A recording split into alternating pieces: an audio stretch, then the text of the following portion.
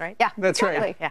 Good work there, Heather. All right, let's talk a little bit about this. We've been telling you over the last several months about the crisis on our southern border. Tens of thousands of illegals are streaming over because it doesn't seem like anybody's stopping them. Plus, there's that invitation, kind of an open invitation, it sounds like, from our President of the United States. Come on over. We'd love to have you. Well, now some people in one city in California have had it. There was a plane full of people flown from Texas to California, and they were then put on a bus, and they were taken up to Murrieta, California, where they were going to be processed. That was the plan. It did not go as planned. No, and therefore the mayor there, Alan Long, who we're going to speak to in just a bit, he was actually urging residents to get out there and exclaim their distaste for this happening for many reasons: health reasons, insurance reasons, security reasons. So they got out there, as you see here, American flags flying, voices raised saying, "Not here, do not bus, train, fly. Do not bring anyone here that is not supposed to be. The law must be upheld." And the reality of strained and inadequate federal resources is now coming home to roost in the United States. Mayor Alan Long in that town of Murrieta, California, which is about an hour north of San Diego, said there are no showers, there's no long-term housing facilities, and the federal government's plan to bring hundreds or perhaps thousands of these illegal migrants is going to cause havoc in that town. There was a town hall, let's take a look, meeting at that in Murrieta. My concern is for our communities here, the cluster of communities that live in this area. You're looking at homeowner insurance going up, automobile insurance going up. Insurance is going to go up tremendously. I've seen it happen before. Okay, so what the locals were able to do out there was they got the buses to turn around. They sure did. And they stopped, and so they're not going to release them into their community. I read one report this morning that over the last couple of months, about 500 illegals a week have been released into that town's population. And as we have detailed on this program, you know, they're coming over. There's no real criminal background check because they can only they only tap the U.S. record. So unless they've got a U.S.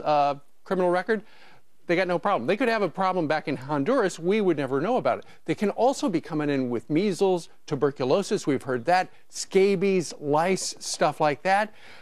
But they're not being stopped. There is no real medical examination. They just essentially process them, give them a ticket, say come back in a couple of weeks for your court date, and release them into the general public. Right. I mean, this is certainly a scary issue for those in the town and any along the border that are facing this. Kirsten Powers, though, sees this as, you know, not a big deal. This is amnesty. We should be supporting this. Nothing wrong with it, she says.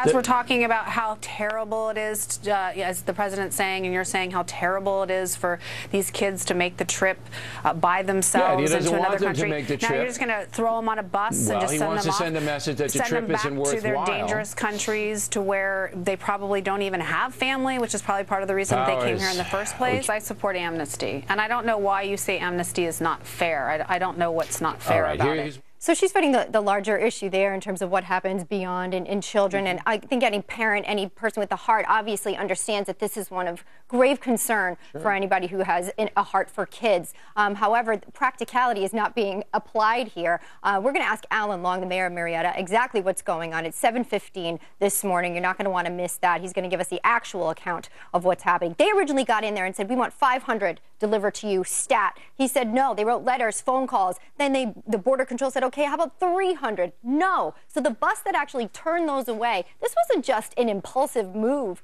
by those in the town. They actually got together after protest and protest, letters and phone calls saying we cannot physically handle that many people at one time coming into our area. And as we can see in the video here, tensions are flaring here in the United States, and this issue is boiling over as Americans are coming to realize the consequences of what's happening. Todd Starnes of Fox News has reported exclusively with regard to a situation at the Lackland Air Force Base in San Antonio. One psychiatric counselor told Todd Starnes, there were several of us who wanted to talk about the camps, but the agents made it clear we would be arrested. We were under orders not to say anything. And so he's reporting on a condition there by which medical issues are being pushed under the rug. Sure, Scabies, lice running rampant on these planes and buses and just really fortresses of human beings, wall to wall. Yeah, Todd is reporting that It is like a giant emergency room at these processing centers, but because the federal government doesn't want that part of the story out, they're saying anybody, any of the doctors or any of the nurses who work for the company that's in charge of this, they will be arrested. And in addition,